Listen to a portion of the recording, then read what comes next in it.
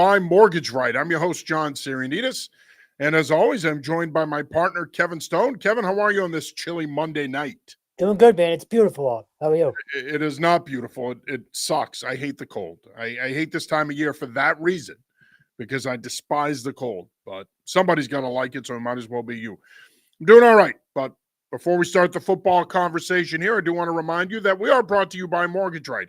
If you're looking to sell your current home, purchase your next home, purchase your first home, or refinance, give Herb Devine a call at 781-254-2846. You can also shoot him an email at herb@mortgageright.com. With over 27 years of experience, he has the knowledge and the know-how to help guide you through this process. Again, that number is 781-254-2846, or you can shoot him an email at herb@mortgageright.com. He and his team are available anytime, including nights and weekends. And Stone, you were up at Gillette today. Of course, Patriots coming off a big 32-13 win over the Cleveland Browns yesterday. With the win, they improved to 6-2 on the season. They remain in first place in the AFC East. They have won 5 in a row. Good vibes yesterday after the game. A lot of positive commentary coming out of the locker room, coming from Mike Vrabel. Did that continue today? You were up there today for Vrabel's media availability. And the rest of the team, what did you think? Yes and no. It's what you want to hear as a fan. They're not satisfied by any means, but yeah, they're excited where they are, but they genuinely believe that there's a lot more coming. And I think if you watched the post game video yesterday from Vrabel in the locker room, that was the message. He said there's so much more out there, and again, there is. Like we talked about it last night.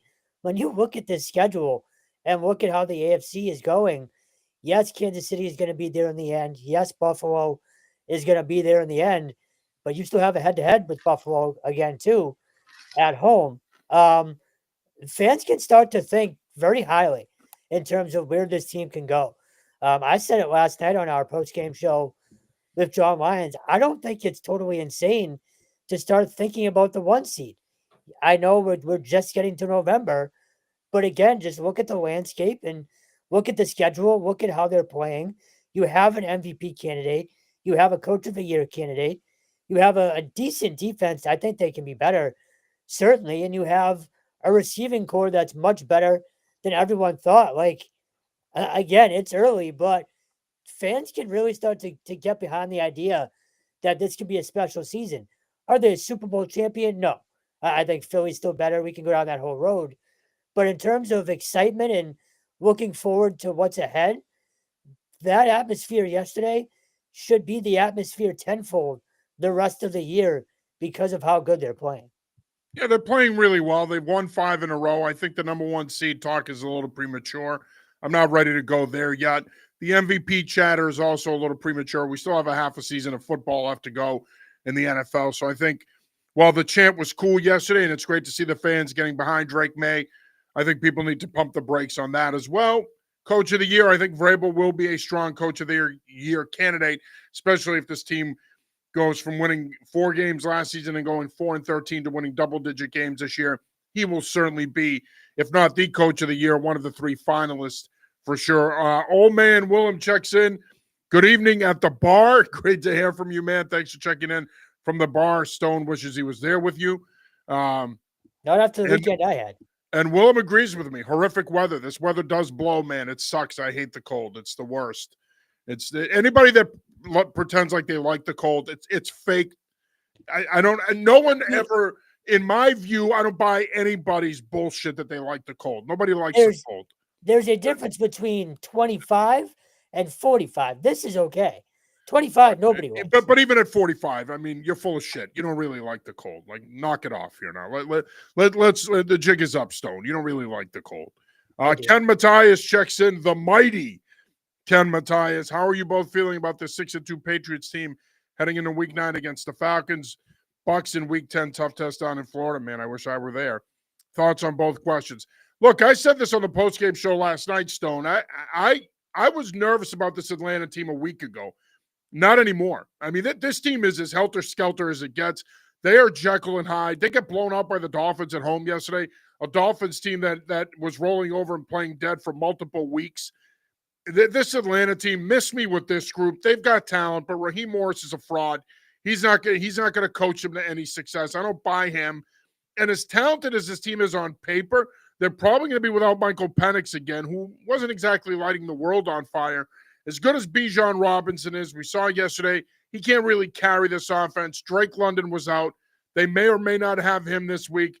This Atlanta team is a mess. This is a game the Patriots should win. The only way the Patriots lose this game, in my opinion, on Sunday is if they start playing the way they did in weeks 1 and 2, where they start making mistakes. They start turning the ball over. Penalties, which are still a problem. They still had 7 for 54 yesterday. Start committing penalties, getting to the double digits in penalties. It's going to be that type of football that I think gets them beat this Sunday. But if they come to play, if they're fundamentally sound, if they tackle well, if they finish drives, they should be fine against a team who, again, while on paper is talented, is just way too inconsistent for me to think that they can come in here and win given the way the Patriots are playing right now. Yeah, we talked about it yesterday with John Lyons. The only thing I worry about is a slow start at home. You take your crowd who is in it, especially if they get those introductions fixed. Yeah, you were really into that, huh? I Into the mean, introduction thing. I mean, we'll talk about it. I set you up yesterday. I did what a good partner would do. I asked Vrabel about that. I didn't want to. I had a couple of other questions I wanted to ask him, but I know how important that was to you, and that's why I asked him about it. Hey, we got a good story out of it. It's up on the site right now. And I talked to a few players about it too, and Marcus Jones today. We'll get to that. But in terms of Atlanta, the only thing I worry about is that slow start. You and John Lyons both said it yesterday. Yes, Atlanta's banged up and they're not, a true threat, but they go up 14-0, 14-3. They are talented enough to kind of pull away, I think. But again, I do think the Patriots are about to start playing better at home, which is something we touched on a lot the last few weeks. So I'm with you there. And it helps you have the best run defense in the league, just out of nowhere, basically. I thought the pass defense was supposed to be sort of this team's staple this year, but it's been the run defense. Something Kairos Tonga talked about today as well. So, yeah, I mean, I'm not too worried about Atlanta, only if you get that slow start. But the way this Patriots offense is playing, they're going to put up at least 24, 30 points probably. So I'm expecting them to be 7-2. Yeah, like I said, again, a week ago, I was much more worried about this game than I am tonight.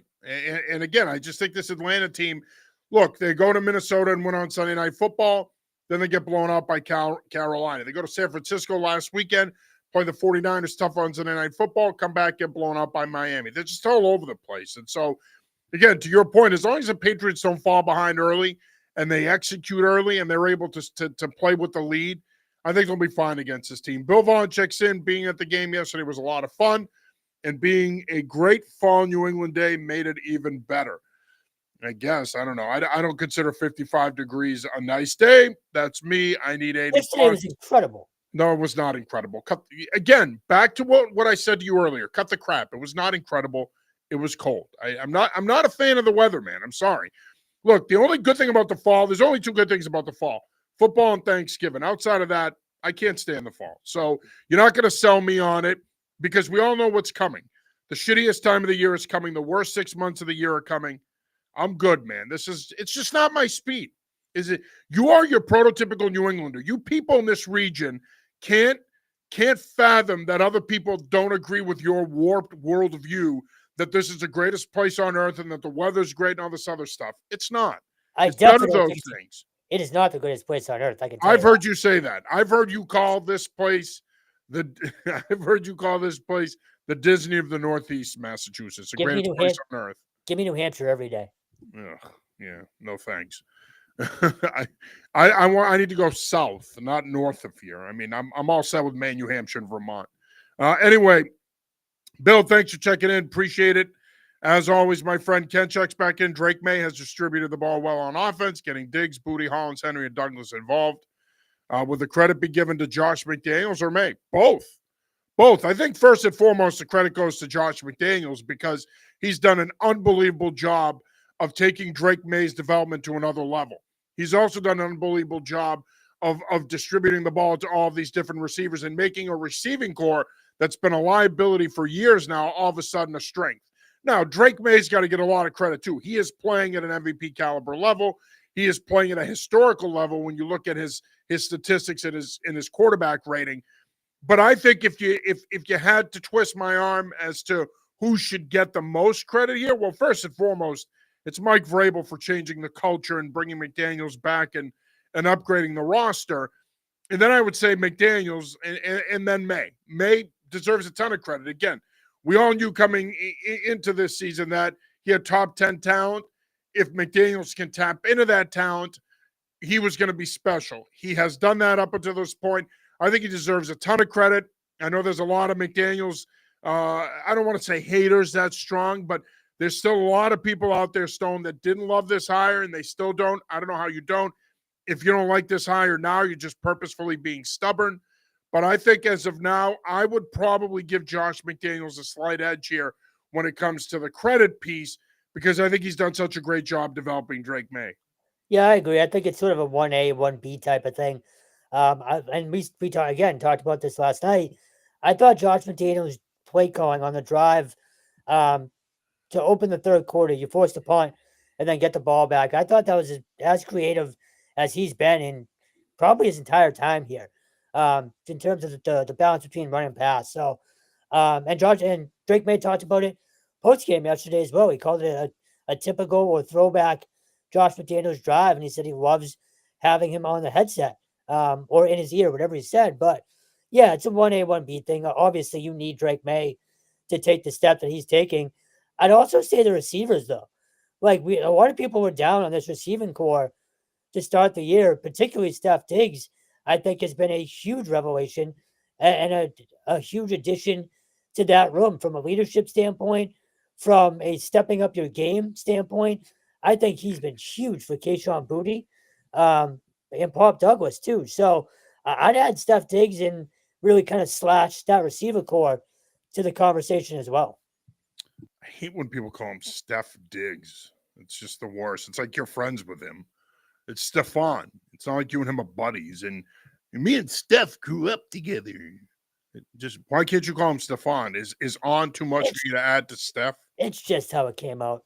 Okay. Bill Vaughn checks back in. John, my suggestion a couple of weeks ago of pitching out to Henderson, which was met here with disdain, looked like yesterday can succeed beyond the high school level. Well, I do remember this conversation. I didn't say that running toss or belly flip or anything where you get him on the perimeter fast wouldn't work. I just simply attacked people for pretending like they were O-line coaches and coaching outside zone on our show. I never said that I don't think it would work. And certainly toss plays are run at every level, not just the high school level. So that's actually insulting to toss plays, if you ask me. But Bill, thanks for checking in. Appreciate it. I do remember the conversation, but I think my disdain was pointed in a different direction than running toss plays with Travion Henderson. I mean, I think it is the way you should use him. Ken checks back in. Thoughts on Henderson having a season-high 75 yards and Stevenson played yesterday compared to last week in Tennessee? Yeah, I don't have many thoughts on Henderson having 75 yards. I guess the only thought I would say that I do have is it's nice to see him be more involved in the offense. I thought Stevenson's usage was bizarre yesterday. He went from being the focal point of the offense in the first half of that game against Tennessee to having a couple of good plays in the first two possessions, and then he kind of faded. It's not like he turned the ball over and they benched him again. I thought his usage was really odd yesterday. Yeah, I agree. And Henderson only had 14 snaps. So he was very efficient yesterday. I'd like to see more of both of them going forward. You know, we joke about the weather, but you're going to need both of them when it starts getting colder. So I'd like to see more of both of them, frankly. Yeah. I just didn't understand why. And I'm glad you brought that up about his snap usage because, I mean, Stevenson wasn't used much either. And it's not like they were using Terrell Jennings either. It was a very, very weird snap distribution yesterday. I thought Stevenson did a really nice job in pass pro, but he wasn't a factor in the running game. And while he made a couple of plays in the passing game, he wasn't really a factor at all in the passing game either. So I thought that was interesting. And look, the Patriots have always, especially when McDaniels has been the offensive coordinator, have always been kind of a running back by committee type team. as it is anyway. So it shouldn't surprise us that much that the snap distribution was what it was yesterday. But again, like I said, I found Ramondre Stevenson's usage a bit odd, all things considered. I think a lot of people are making a lot about the fact that Cleveland came into this game with the number one ranked defense in the league, but I think that's very, very misleading. Obviously, Myles Garrett had a hell of a game, career high 5 sacks. He made some interesting comments after the game, basically saying that he would give all of them back to get the win and how frustrated he is. And I'm going to say what I said again last night during the post-game show, which is, too bad, buddy. You chose to take the bag. You got to live with it. You knew what you were signing up for when you decided to take the big payday to stay in Cleveland. So clearly you made it about the money, and good for you. I mean, we all have different priorities, but at the end of the day, I don't feel bad for that guy. But nonetheless, it was still a dominant performance by arguably the best defensive player in the league. Yeah, and it's been weird. Like, I assumed you'd hear people freaking out about Will Campbell. I think universally everyone sort of agrees it's just a learning lesson. Like you said it yesterday, and put a piece up today or this morning. He learned a lesson about being a professional yesterday, and we talked about it again. I keep saying it last night, but he's not going to face any tougher this season. So if nothing else, it's a learning experience. You move on, and I'm still perfectly fine with how he's been this year. Oh, yeah. I think he's had a terrific rookie season so far. He's had some ups and downs, but that's to be expected. He's a rookie left tackle in the NFL. But yeah, yesterday was 100% a learning lesson for him. I mean, that guy's probably the best at his position in the game. So you knew going into it you were going to have your hands full. Probably ended up with more than he expected there from Myles Garrett. But again, I think at the end of the day, if you're Will Campbell, you go back, you watch the tape, you fix your mistakes, you make those corrections during the week of practice, and you move forward. And to your point, you're probably not going to see a freakish athlete like that again the rest of the season as a pass rusher. I don't want to say it's going to get easier from here because this is the NFL. There's no easy matchup on a week-to-week basis, but you're not going to see Myles Garrett. It's not like you're going to play these guys again the rest of the season. So certainly for Will Campbell, and like I said yesterday, I thought he handled it like a pro after the game, the way, he was willing to meet with the media, talk about it. He made it about the team. He stressed that multiple times that, yes, he makes a lot of money. He's a great player. I had a tough time with him, but we got the win, and that's all that matters. He said all the right things, but he's going to have to perform on an individual level moving forward. Like I said, he's going to have to learn from this and grow. Ken checks back in. I know I asked on the postgame show yesterday, will Vrabel admit to the media what happened with Barmore, or will that remain under wraps? Yeah, that's not getting out. No shot. No chance. And nor should it. Should it get out. Yeah. And I know Andrew Callahan talked about that this morning on Toucher and Rich about how he actually approached Barmore to talk about it. Barmore didn't want to talk about it, but I'm of the belief it's an internal issue. It stays internal. Maybe that's the coach in me, but what happens at home stays at home. And at the end of the day, I wouldn't expect Mike Vrabel to address it. I don't think he's going to, and nor do I think he should. No, and honestly, I thought he was very honest with us yesterday in the post-game press conference. He didn't even have to say that. How many years did we hear a coach's decision or best for the team? So I was very, very happy to see him be honest and also just tell us point blank, I had a choice to make. So I was fine with how he handled it. Yeah, you still don't know why Malcolm Butler didn't play in the Super Bowl. So, right. I mean, and again, obviously this doesn't rise to that level. He ultimately played. And look, Barmore's not going to say anything either. He's not exactly and this isn't a criticism of him, but he's not a guy that talks a lot. He doesn't talk to the media a lot. So not at all. To expect him to be a guy that's going to open up about it and want to talk about it, he's not going to do that because A, he's been instructed not to do that, and B, it's not within his nature to do that anyway. So I wouldn't expect much out of that anyway as it is. So we'll see. So just before we go on, I wanted to go back to the introduction thing, and I thought it was sort of a big deal, which is why I wrote about it last night. It's something that hadn't been done in 23 years, and I thought Vrabel's reasoning was interesting. He said he wanted the guys really put a lot into it during the week, and it's something very different just because that's sort of been their thing. A lot of teams, particularly the NFL, obviously the NBA and NHL and MLB to an extent, they do the individual thing and they always have. But a lot of teams adopted that it being introduced as a team thing when the Patriots did it. So I thought it was a pretty big deal yesterday. Players who kind of, I talked to Pop Douglas after, and he said, look, we got to be better, man. Like that might have been why we started slow. It was definitely disorganized, but when you don't do something in 23 years, you need to work out the kinks. But and I asked Marcus Jones today if he had talked to Vrabel about the defense having their chance.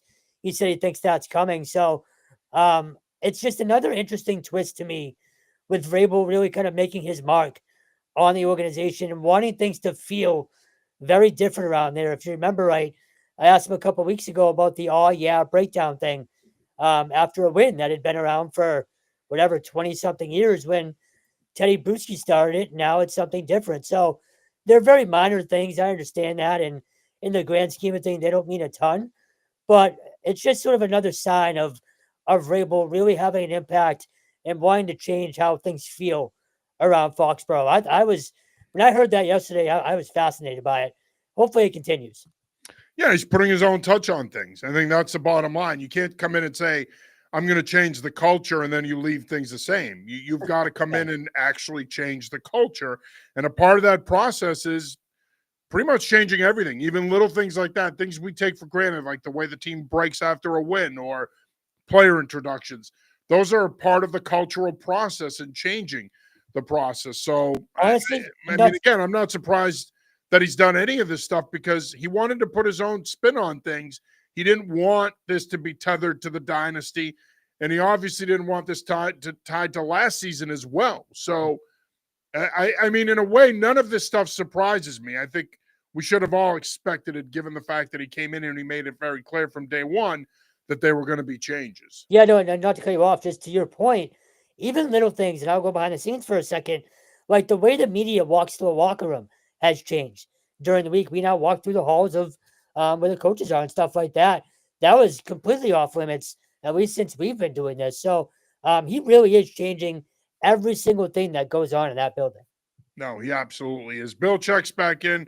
Next week's Chiefs versus Bills game will have a loser, which will make the Pats' path to a potential top seed slightly better. Rooting for the Chiefs, obviously, which is rare. Yeah, it's a big one, and that's a game that's going to have some major implications for the Patriots, especially if they win. I mean, look, if they win next week, and let's say hypothetically they were to go down to Tampa and win, and Tampa's a good football team, certainly one of the four best teams in the NFC.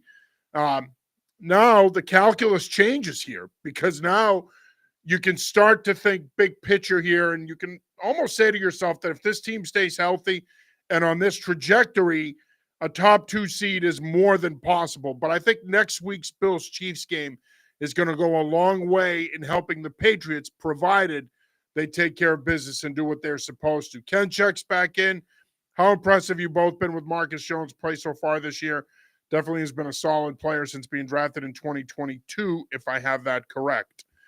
He's been good for them. He has. I mean, I thought he'd be doing more in the special teams game, especially after that big game he had against Carolina. But for the most part, I think defensively he's been terrific. He's been a really good matchup piece for them. We know what he does in the return game. I'd like to see a little bit more there. But overall, I think he's had a terrific season for them. Yeah, I believe Mark Daniels said today when we were down there, he's top 10 in pass breakups now in the league as well. So I'm with you on special teams. I expected a little bit, excuse me, a little bit more, but I think he's a Pro Bowler right now. And he means a lot to this team off the field too. Like I know you've dealt with him in the locker room. I've dealt with him in the locker room. Just a stand-up guy. He talked today.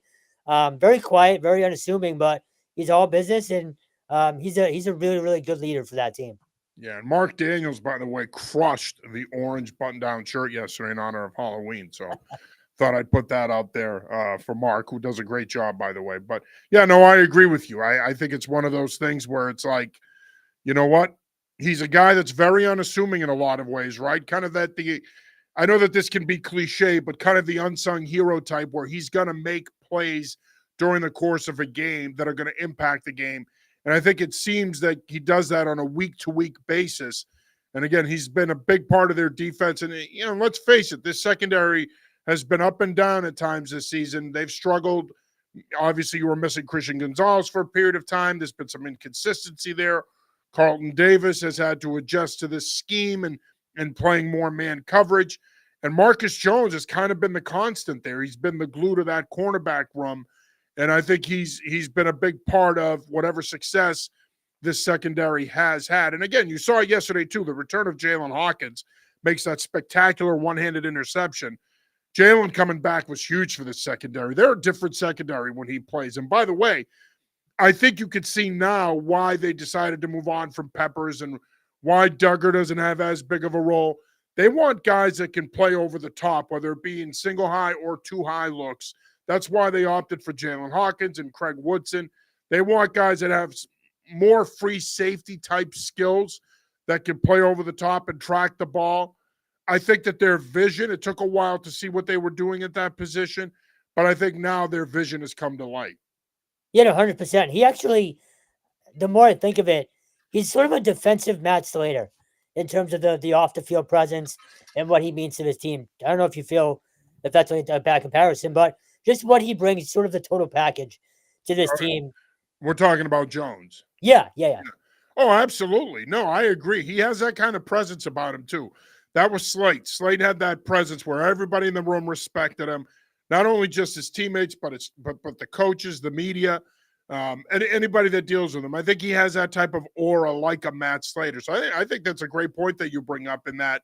I think he has that type of presence in that locker room. I could see him being that Ron Burton Award winner this year. You know, the plaque that hangs in the media room.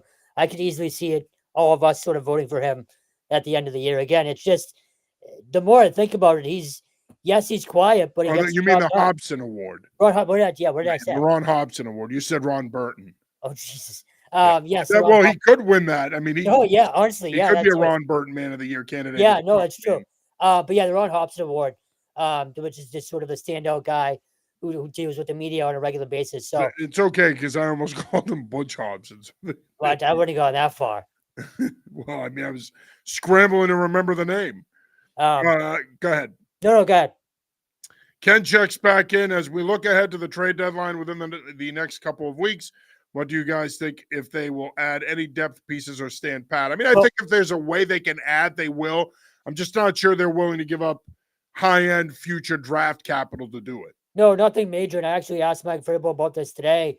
Particularly, it's a week from tomorrow. And I asked him, I said, is there a certain point this week, like midweek, where conversations ramp up, or is it an ongoing process? He said it's an ongoing process. So they're going to be making phone calls all week. They'll be, trying to get a deal done, I think, maybe two. You hear Adam Schefter today say he thinks the Patriots will do something. I don't think it's going to be anything major. Although, when I had this conversation with someone yesterday, I don't know if it definitely wasn't with you. I want to get your thought on it. The more they win games, the more I'm willing to, and we talked about, they still need to build through the draft, but the more they win, that first round pick is going to get further back. So if you can get an elite player, even if it's a rental, I'd at least consider moving a first now compared to what it would have been if they were, 2 and 6. I still don't think they will, but I do think it can at least, become part of the conversation now when they're talking to other teams. Again, it's got to be a guy that really moves the needle, but I don't think their first rounder should be totally off the table. Oh, they're not trading their first round pick next year. I don't think they will. They're not. They're not. I would be shocked. And quite frankly, it's going to take somebody like a Myles Garrett to move that pick, and that ain't going to happen because they're not going to take on all that money. And I do generally believe that they still think they're a year or two away, so they do value that pick, and I think ultimately they're going to want to hold on to it. No, it's fair. I don't, like 99% of me doesn't think they will. I'm just saying when teams call, and if you're talking about a Garrett or even let's say a Hendrickson, I think at least it should be in the There's too many. The other thing you need to keep in mind here is there are too many teams that are still in it. We haven't seen this kind of parity around the NFL in a long time. Well, that's the problem. That type of high-end player is not going to be available. No, I hear you. And that's, again, realistically, 17 games does that. Teams still think they're in it until, mid-December. So I hear you. No, I mean, look at how many teams have won 5 or more games, man. True. There's a lot of teams that are in it, man. I hear you. And again, I don't think it's going to happen. All I'm saying is if someone calls, they should immediately hang up the phone. It's, what do you have to say at least? You know what I mean? Like, just because that first rounder is going to be a lot further back than people anticipate. That's all I'm saying. But again, I'm not saying they're going to. I don't think they will. Yeah. Bill checks back in back when the Pats were at their lowest, 90 to 92. Don't remind me. The Rod Rust coach Mack years. Ron Hobson from the Ledger and Kevin Mannix from the Herald covered this team and seemed exclusively loved their work. Yeah, Kevin Mannix is a legend. He did a great job covering the Patriots. Of course, we'd be remiss if we didn't mention the great Will McDonough as Well, a longtime I was NFL going to writer say, at the Globe. no, I was going to say our buddy Alan Siegel and Yeah. Rich Thompson as well. Yeah, Rich covered them as well. Alan is in his 49th season, I think, covering them. So he's been around them for a long time as well. And of course, Ron did some great work as well, Ron Hobson, and that's the Good Guy Award is named after him. So no, those guys are all great media members, and I'd be remiss if I didn't mention Ron Borges, someone that I've known for a long time that I've done some radio with, and I think very highly of. I know Ron has always been opinionated, and some people view him as a controversial figure, but let me tell you something. Ron Borges is one of the best dudes I've met in this business. I think the world of him. It was great to see him at the Patriots Hall of Fame. He was there to see Bill Parcells get in, and Ron wore it on his sleeve, man, and I can appreciate that. I love that about him, and I enjoyed doing some radio with him as well. So he's a good man. He was another legend that covered them for a long time as well. Again, Bill, thanks for checking in. Appreciate it. All right, Matthias, back at it. Have you guys been into the hype about the media raving about May's passer rating? I know it's been an impressive stat. Ken, it's funny that you bring this up, man, because I knew it. I was talking about this today with my good buddy John Sapichetti, who I do the Patriots Pulse preview with, and I hate that stat. I call it the no shit stat because all it is it's based on how many passes a quarterback completed versus how many passes they attempted, and then you figure in the yards. I mean, to me, it's, and maybe this is the ignorant football coach in me, it's a meaningless stat. I don't put much stock in it. What about QBR or anything like that? I feel like you're not really a stats guy anyways. I'm just not. In general. No, yeah. No. Just go out there, take care of the football, be accurate, make good decisions, complete the passes when I ask you to, come to the sideline, get a handshake, and get ready for the next series. I was going to say the eye test is all you need right now. Like, yeah, you don't need exactly. Who cares what his QBR is? It's all about. And I'm glad you brought that up because it's what you see, what he's doing. That's all that matters at this point. I know a lot of people are hung up on it, and I'm not going to bash it or say it, quote, doesn't matter. I mean, it obviously does matter to some people. It's a topic of conversation. But to your point, all you got to do is watch the kid play, and that's all you need to see to know that he's been impressive. Yeah, I mean, we talked about the turnovers in camp. We saw one yesterday, but it's been great since the Pittsburgh game. So you see that. You see some of the dimes he's throwing. You see his mobility. Like, you can tell how good he's been just by watching him for 2 or 3 games. No, absolutely. Bill checks back in. Will had kind of gone national by then. Yeah, that's right. He was on NBC and he was on their pregame show and whatnot. He had been, you're right, he was mostly around in the 80s, early to mid 80s. He had gone national by the time he got to 90, 92. Bill checks back in. He also liked Ron Borges as well. So that's good to know. Atlanta Falcons coming to town on Sunday. Let's take a quick look at them. Obviously, as we said earlier, very inconsistent, Jekyll and Hyde. The talent is there on paper. Not sure if Michael Penix is going to be ready to come back. Kirk Cousins could be making his second start of the season. He sucked yesterday. Good chance he sucks again this week. He is falling off a cliff. Atlanta is regretting that contract they gave him a couple of years ago immensely. And I'm sure if you're Arthur Blank, he's probably looking to sell some Home Depot stock to pay for the stupid contract. But if he gets to start, advantage Patriots. As far as their defense is concerned, they're going to get pressure. Jeff Ulbricht's done a really good job with that unit first-year defensive coordinator. Of course, Ulbricht was the interim coach with the Jets last year. He's done a really nice job with that group. They have speed. They can play up the field. They can reset the line of scrimmage. So Patriots offensive line, while you're not dealing with a Myles Garrett, will have a lot to deal with that front seven. They're an athletic front seven.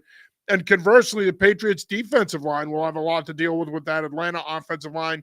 Of course, Chris Lindstrom, the pride of Shepherd Hill High School and Boston College, one of the best guards in the game. He anchors that unit. They'll give that Patriots defensive line a workout for sure. On paper, this is a tough game, but I think that the quarterback issues and the inconsistency on offense, I think, are a problem for Atlanta. You better be ready to play against Bijan Robinson because you can make the argument right now he's the best back in the game. But if you can contain him, you're not going to stop him, but if you can limit his explosiveness and his ability to make big plays, you can win the line of scrimmage and you can get them in a second and long and third and long defensively, you're going to be in pretty good shape. Offensively, take care of the ball, finish drives. You don't want to settle for Andy Borregales field goals in a game like this that could end up being a high-scoring affair. If they do those two things, they should be fine. I think ultimately the Patriots should take care of business this week. Yeah, I'm with you. I mean, you basically touch on everything. I'm just looking for the line. It's 5.5 right now. I think that's about right. Ultimately, I think the Patriots come in by a touchdown, but and the over/under is 44.5. So maybe they're expecting a little bit higher scoring game than we are. But no, I'm with you. This team is feeling too good about itself right now. They're playing with a ton of confidence. They're buying into everything the staff is telling them. And again, you have an MVP candidate. So I'd be very surprised if they lose this game. Yeah. So would I. All right, one more comment here. We're going to wrap up the Patriots talk here, which means Matthias is going to turn into a pumpkin here. It's midnight. We're not going to hear from him again. He doesn't follow college football, and we know he doesn't follow high school football. So thanks for checking in, Ken. The key factor, why are you making that face, Stone? The key factor for the just crap on the kid week after week. Well, I can't just crap on you. I gotta distribute the crapping on people. The key factor for the Patriots run defense and defense in general will be stopping Robinson. Yeah, absolutely. I mean, especially if Penix doesn't play, and this was an issue for them yesterday, that they kind of became one-dimensional in that loss to Miami. If you can get them, if you can win first down and negate some of his effectiveness, and like I said, get him in a second and long, third and long, now you're going to have to put more of the game on Cousins, assuming he starts. We don't know if Drake London's going to play either. You're going to put more of the game on their passing game. And even when they're fully healthy, they don't throw the ball well. Even when Penix is starting, even when London is out there, their passing game should be a lot better than it has been. They haven't thrown the ball well. Again, it's all about Bijan Robinson and containing him. He's too special a talent, in my opinion, to stop per se. But if you can limit the damage with him, you're going to be fine. Ken, thanks for checking in, man. We do appreciate it. Again, we don't anticipate you jumping into the college conversation, so have a good night. All right. You are watching / listening to the New England Football Show presented by Mortgage Right. I'm your host, John Sarianides. As always, I'm joined by my partner, Kevin I Fake Love the Cold Weather Stone. Before we continue the conversation here, I do want to remind you that we are brought to you by Mortgage Right. In the market to sell your current home and purchase your next home, purchase your first home, or refinance. Well, and give our good friend Herb Devine a call, 781-254-2846. You can also shoot him an email at herb@mortgageright.com. He and his team are available anytime, including nights and weekends. And we do have another comment coming in here, and it is from Ken. And he says, I know BC has lost 7 in a row, if I have that correct, but I do want to give you guys credit about your high school coverage, college, and the pros. Always great things. Thanks, Ken. Appreciate it. It's a great way to stay in our good graces is by applauding us. So thank you, Ken. We appreciate it. No, I'm only kidding. Thanks, man. Appreciate the good words. And yes, Ken would be correct. They have lost 7 in a row. I don't know how much time we want to spend on Saturday night's game. I think for me, the biggest takeaway is they played better. They were more competitive. But the bottom line is they got run through by Louisville. They rushed for over 300 yards, over 500 yards of total offense. They gave up 38 points in a 38-24 loss. 317 yards on the ground for Louisville. I believe it was 3 plays over 60 or 3 runs over 60 yards, just back-breaking plays. Grayson James gutted it out, clearly dealing with an injury. I hope he can play against Notre Dame this Saturday. I don't even know if we have to talk about that game. It's going to be ugly. Just thank God it's a 3:30 start. Look, it's a young defense. They're missing, I think I looked it up yesterday. It's either 6 or 7 starters on defense that are missing now. You're missing Amari Jackson. You're missing Sayer Torrance, 2 of your best DBs. You're missing Bam Crouch, your best linebacker. Q Hutchins is hurt, or playing hurt, I should say. Like, just go right on down the line. on offense, Jaden Skeet is now out for the year. He completely changes how teams can cover that receiving core with Lewis Bond and Reed Harris, who have been good. But, Lewis Bond just got his first touchdown last week. Like, that's insane to think about, as good as he is. So it's been just a snowball effect for BC all year. And you know better than anybody, even at the high school level, when things start going downhill, it's hard to stop it. So, and the schedule certainly doesn't help. You got Notre Dame this week, you have SMU next week, and you have Georgia Tech after that. You have a bye, and then you finish with Syracuse. So, 1-11 is very much on the Which, by the table. way, can the bye come at a dumber time? Well, What, why it's wouldn't you their have the second. bye this week or the week after Notre Dame? It's Well, just it's their to me, second one too, which makes it even worse. well, but they all have 2 buys now. But the point is, why are you giving them a bye a I week agree. before the regular season finale? That's I just agree. stupid, Especially, stupid scheduling to me. especially heading into that Thanksgiving week. Like, what are you doing?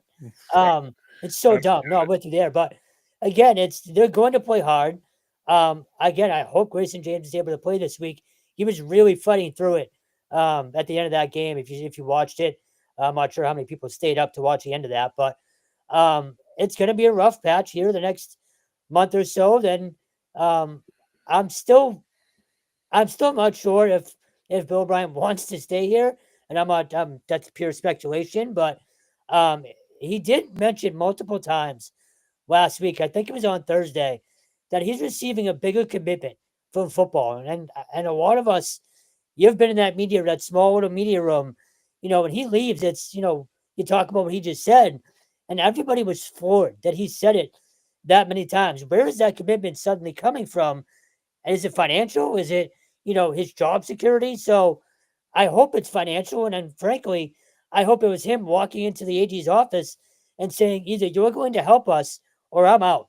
I hope it was something along those lines. I don't know if it was, but the amount of times that he said we're getting a commitment to football last week was very surprising. It showed in the effort, which is one thing you can't take away from them. This team's going to play extremely hard. You know that about this staff as well. They're not going to roll over, but just talent wise, it's going to be hard for them to match up with anybody the rest of the way. Yeah, I agree, and I think the schedule. We knew going into the season, the schedule wasn't going to do them any favors. We knew That's for that. the We beginning of also it. knew that they needed to get off to a good start, and they Right. didn't do it. And at the end of the day, that's the other problem here. And then perhaps the biggest issue is the injuries. As you mentioned, you're talking 6 or 7 starters out on defense. They've had guys out along the offensive line. You mentioned Jaden Skeet. I mean, the injuries have been a problem. And when you talk about the injuries, we're not making excuses for this program or for O'Brien, but the reality is the injuries have played a part in this. It's not look that the roster's not good enough. No, let's not Right. mince words. The Yeah. roster's not good enough. You're not this bad. You're not 1-7 if you're coaching a talented roster. They need to upgrade the talent. That's not a disrespect to the kids that are there. They're great kids. We enjoy covering them. But the reality is you need more speed. You need to be more athletic. And obviously, next season, you're going to need to stay healthier. But at the end of the day, clearly at 1-7, one of the things we have to be honest with ourselves about is the fact that the roster's not good enough. Period. And Ryan Barry and I have talked about that on the college preview show as well. That at the end of the day, we could sit here and say whatever we want about injuries and coaching and who stays and who goes. They weren't good enough. They're going to have to upgrade the roster. And perhaps that's what he's talking about when it comes to the commitment piece. Maybe the school now looks at this and says, look, this is the new landscape here. We need a bigger war chest for NIL. We need to figure out a way to beef up our NIL money so that we can have more money at our disposal so that O'Brien and his staff can go out and get better players. We'll see. You've said that all along, and I agree with you that they need to go out and get better players. And once again, we saw that this week, especially when it comes to depth. They just don't have enough quality with their 2s and 3s to overcome the amount of injuries they've had and stay competitive. It's hard for me to sit here and be positive about Saturday. It's hard for me to sit here and say they can compete in this game. It's going to be hard for them to compete. Now, it's Notre Dame, so I think that they'll get up for this game. I think it'll be a good crowd. I think the student section will show up. But I think at the end of the day, they may play tough for a half, maybe even 3/4. But this Notre Dame team is much better. They'll pull away and eventually win. Yeah, so I'm just trying to find the odds real quick. I can't find them immediately, but it's going to get ugly. Like, it is what it is.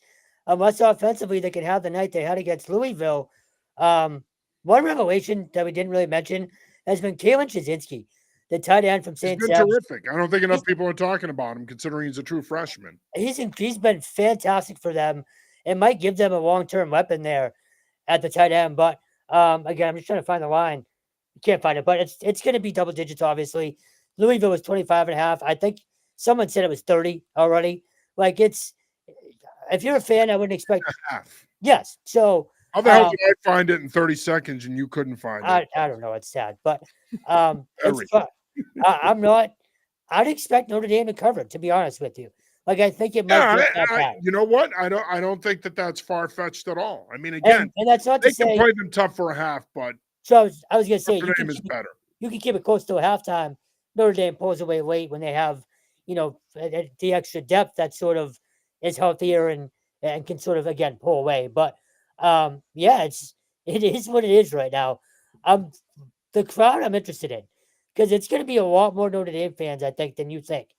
Oh I yeah, don't know. well, Notre Dame has a big national following, and Yeah, there's a but lot of I'm Notre Dame saying families in Massachusetts and New England. yes, but I'm not sure the students are going to be as into it as they've been. Even the last, like even the Clemson game or the last home game, I can't remember what it was. But they showed up and showed out. UConn. Yes, Jesus. They were jam packed in there. How old are you again? So I'll be 38 in March. Don't remind me. 38 or 88? Like, Seriously, I've never met anybody in your age group that forgets more things than you. It's it's amazing. it's a problem. Um, Very well, much so. it's been a long 24, 48 hours. So, and it's only going to get What worse. was your excuse the last 5 years? I got nothing.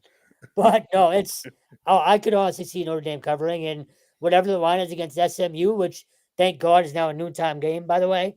That's probably going to be an ugly one too. And Georgia Tech is going to be top 5 most likely when they roll in By here. the way, not for nothing, why did they wait so long to decide that this would be a 3:30 game this week? I mean, It's an ACC ESPN network thing. You know that. yeah. It's dumb. I'm agreeing you. It's dumb. No, I just couldn't believe it took them this long to decide when they were going to play the thing. I mean, I know. I obviously this would have been a primetime game if Boston College was better.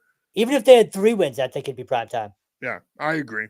Yeah. I agree. Even if they had 3 wins, I think you're right. I think it probably still would have been a primetime game. But good for us. A red bandana game may end up a primetime game anyway. No, that's the SMU game. Oh, that's the SMU game. That's right. So it's at noon. Okay. But they have played that game before at noon. Remember, a couple of years ago, Florida State. Yeah. That was a red bandana game. They played it at noon. So it's not always a primetime game. And given the fact that they're struggling this year, it's not going to be a primetime game. UMass losing to Central Michigan 38-13. You got anything for me there? Nope. Minutemen have a bye this week, and then they come back off the bye, and we're into Maction, baby. We have Maction in Massachusetts. Let's go. That's the one thing I'm looking forward to is seeing that crowd on ESPN on a Tuesday night. I can't wait to see what it looks like because maybe that finally kicks, the ass of some people there to get things turned around and more support. Bill Vaughn checks back in. The best thing I could say about my UMass football team is that my UMass basketball team starts next week. Yeah, they suck too, though, so I don't know how excited I'd get about them either. That's just my 2 cents. They haven't been good in years, and I know UMass fans fancy themselves as hoop people, but I don't know if I'd be excited about that team. But nonetheless, good luck on the season, Bill. We hope they have a great year. We hope they bring you joy and happiness, my friend. But yeah, what can I say? There's not much to say about the Minutemen. They're playing better, right? They almost beat Buffalo. This game was more competitive than I thought it was going to be. I still, they still have Akron and Bowling Green coming up. I mean, Bowling Green, Eddie George has done a nice job there. Akron is a winnable game. So for UMass football fans, that's your hope game. All right, let's go over to UConn. And look, this, for people like me that have been overdosing on the UConn Kool-Aid and glazing the coaching staff and Fagnano and the town. By the way, Joe had another great game this week. This loss to Rice, and by the way, they lost to Rice in overtime. This loss to Rice for me it's just, again, it's maddening because those are 3 bad losses for them now, in my opinion. Syracuse isn't great. Game you could have won, and you lost in overtime to Delaware and Rice, 2 teams you should beat. So if I'm a UConn fan, I'm bullshit right now because you go up to Boston College, you win by 15 points, you're celebrated and applauded as the FBS New England champions. You then get on a plane, go to Texas, and lose to Rice. This seems hard to figure out, even though they're 5-3. They've been very inconsistent at times this year, and it reared its ugly head again on Saturday. It's a giant step back. You mentioned going to BC. That defense played out of its mind, particularly in the red zone. Like how we spent 20 minutes talking about the UConn red zone defense against BC, making them settle for field goals, and then you do that against Rice, and you gave up whatever it was, 44 to Delaware, just too inconsistent. Look, I still think they're going to get in a bowl game. They need to win 1 out of the next, I think, 4 games that are left. So they're probably still going to get in, but if this was a team that we thought they were going to be, and more importantly, if you're going to keep building your resume to get into a conference, you can't lose that game. You can't lose games like this 37-34 to that Rice team. You just can't. No, I think Rice is no offense to Rice and Rice football and their fans out there, but offense to them. Right. But if you're UConn, you can't lose that game, especially because you've got 3 straight coming up at home now. You got UAB, then you have Duke coming in next week, which that's going to be a tough game. And then you have Air Force. And by the way, UAB is not going to be a walk in the park. Alex Mortensen, son of the former late, great ESPN insider Chris Mortensen's the interim coach there. He took over for Trent Dilfer. They beat Memphis in his first game. They're going to be competitive. They're going to come up here and play a competitive game. Manny Diaz and Duke comes to town the week after. You know that they're going to be underdogs in that game. Duke's a good football team. Then you have Air Force coming here. They've never played Air Force. Troy Calhoun, they run that option, that flex bone option offense. Look, they've got 3 tough games coming up. And then you go to FAU, which, quote, is a winnable game. But I don't think they should win. They should win at least 1 more to become bowl eligible. But in my opinion, I got to be honest with you, man, I don't think it's going to be easy. They have some shit to figure out on defense. If they don't figure out some stuff on defense, that they may win another 1 or 2 games, but it's not going to look pretty. No, and again, I had them, I think you did too, at 8 or 9 wins at least, when we saw this schedule. So, yeah, just, again, a huge step back after so much positive momentum. The bright side is you do still have Joe Fagnano, who just continues to be another great incredible. Game. Yeah, and I said this last week, and I'm going to echo that sentiment again. I think he has played himself to a point now where he could potentially be a late-round draft pick. I really believe that. I think he would have been a priority free agent. I didn't see him getting drafted, but I think he's played so well now. When you look at him physically, he has a requisite size and requisite arm talent to potentially get a shot to play professionally. But I think he's playing at such a high level now that if he continues this through the rest of the season and has a good pre-draft process next year, he could potentially get drafted on day 3. I really think he's playing that well right now. And I think playing 7 years of college football is very attractive to an NFL coaching staff, right? Yeah. I mean, as I chew on ice, he's had some injuries, which is another reason why he's played 7 years. But when healthy, and again, like I said, the measurables are there. The arm talent is there. He's also really athletic. He doesn't get enough credit for his athleticism. He checks off a lot of boxes. And to your point, I think that's going to be appealing to NFL teams. Yeah, no, he's been if they didn't have him, they'd be like a 3-win team right now. So maybe not that, but no, I mean, but they're probably not 5-3. You're right. He's been best are probably 500. Yeah, he's been terrific. Harvard beats Princeton, big one this Saturday. Harvard at Dartmouth has major league Ivy League implications. That Harvard offense is a wagon. I've said it for weeks now. Drayden Craig, he's been getting NFL looks. Scouts have been at these games and at Harvard practices. He's a big kid with a big arm.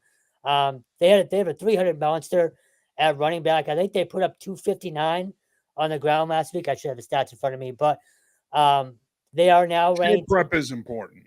It's a little bit. Now ranked in the top 15 in the AFCA coaches poll. They have net. More importantly, they have the inside track. Yale beating Penn last week allows Harvard to have sole possession of first place with 4 weeks left. So, but Yale is also 2-1 in the Ivy League. We are on a It's going to play out the way it does every year. Here comes Yale now. I told you, and I told Barry this last week. Yeah. Here comes Yale now. This is when they start to make their little run that puts them in a position to compete for an Ivy League title. And Dante Reno is comfortable now. It took him a while, but he's playing really well. Dartmouth has a say, though. Dartmouth wins this week. They're now in a first-place tie. Yeah. So we could be looking coming off a big 49-3 win over Columbia. A Columbia program that is struggling, coming off of winning a share of the Ivy League last year. And again, with that first ever FCS playoff berth on the line, this race is always fun, but these next 4 weeks could get crazy. It's going to be even better. So, yeah, absolutely. Brown losing to Cornell 30-24. All of a sudden, now the Bears have dropped two in a row in Ivy League play. They drop to 3-3. And, of course, you got the NEC race, which is tight. You got Central Connecticut State that is still in that race. Stonehill is still in that race as well. That NEC race will be interesting to watch here down the stretch. Yeah, and I'm trying to think if we missed Bryant. Well, you or I didn't even mention them. Well, I mean, we're going to get to them. Well, I figured you mentioned the top teams first, but I decided to mix it up this week. That's fair. The Brown loss was a bad one. I think it was an 11-point lead with like 4 minutes 11-point lead in the fourth quarter. They were up 3 in the final. You don't want to talk about the NEC at all. No, I'm getting there. I just wanted to get back to. Okay, so it's a slow roll, slow build up. Okay, a little bit. But it's a bad loss for them. They're 0-3 in the Ivy League now. Just really a roller coaster season after a good start for them early on. So that's frustrating for them. And I mentioned Yale too. Obviously, they're going to get hot. The NEC CCSU is on track to repeat and be right back in that FCS playoffs. But Stonehill's 2-1 in the conference and plays CCSU next week. So if both teams win this week, that's a major showdown next Saturday. Yeah, be a huge game. So we'll see. And you mentioned the CAA. Obviously, UNH picking up a big win over William and Mary at home. Wildcats playing some good football of late. I mean, could have very easily won a couple of weeks ago down in Kingston against the Rams.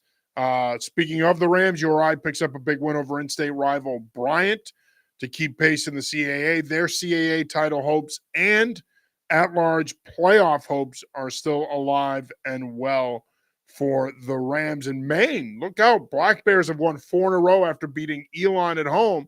Jordan Stevens' squad, man, is playing some really good football right now, especially defensively. Hey, they're only 2 games out, and they still play URI head-to-head. Yeah. So they might make a serious run. But URI is 5-0 in the CAA, and that offense, we talked about it all year. When they're rolling, they're really hard to beat. 5-0 in the CAA, 12th in the country, I believe, this week. So I'm still expecting the Rams to make the playoffs for a second straight year after that 35-year hiatus. But Maine has been really fun to follow these last few weeks. 4 straight after an 0-4 start to the year. That's not easy to do, especially in the CAA. So again, they could very much make a run at the Rams these last 4 weeks here.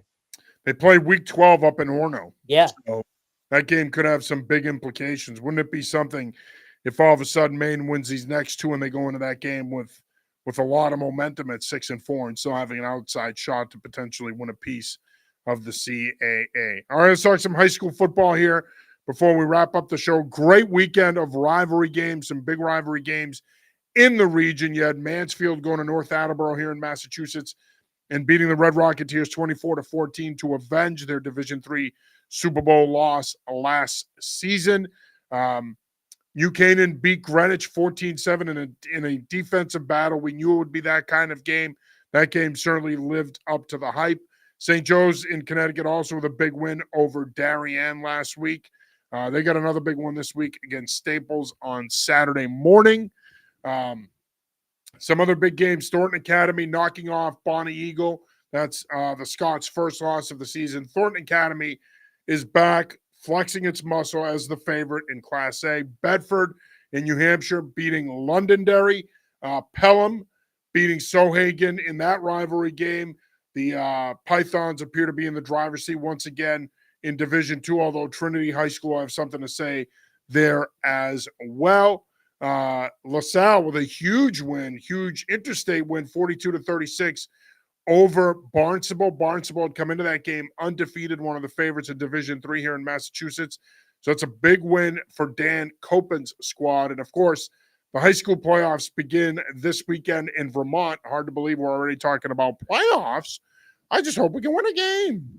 But they begin this weekend in Vermont. Hartford will be the favorite in Division II. Division I is wide open. You have Middlebury, St. Johnsbury, Burton, Rutland.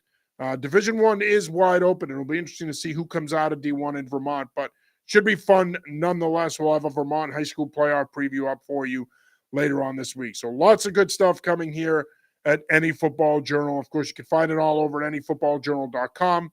And if you're not subscribing, please do. It helps us get out there and cover these games and pay our freelancers. And we're coming down the stretch here. We want to be out and about and be in as many games as possible. And the only way we can do that is you subscribing. So again, if you go over to anyfootballjournal.com, go over to the membership tab. For $2.99 a month, you get some of the best football coverage in New England. And Stone, before we wrap it up here, and yep, that's it. We have no more comments coming in. What are your final thoughts? Just two quick high school nuggets first. Avon Old Farms and Dexter Southfield played it. Tremendous game. Yeah, What a unbelievable. game of the year, maybe, in high school football. Seriously. Well, Brunswick had one too, I believe. Yeah, against Phillips Exeter. Yep. Yeah, and then this NEPSAC, weekend, those top team NEPSAC games are as good as it gets. awesome. I can't wait to cover those bowl games. But and then this weekend, probably the game of the year, or it'll be hard to top Xaverian CM. But CM visits Prep, St. John's Prep this weekend. That's always a marquee kind of matchup, and what a great way to end the regular season. Especially for both teams with the Catholic Conference on the line, but just a great playoff tune-up for both those teams as well. So. And then real quick, I'm wearing the hoodie tonight. New England College got their first win in program history down in D3. Just brought back the program this year after 52 years. So just shout out to them, and hopefully it's the first of many. Yeah, they beat Maine Maritime, who I remember when I coached at Curry College, Maine Maritime was really good. They ran the flexbone triple option, and then the football program fell on hard times.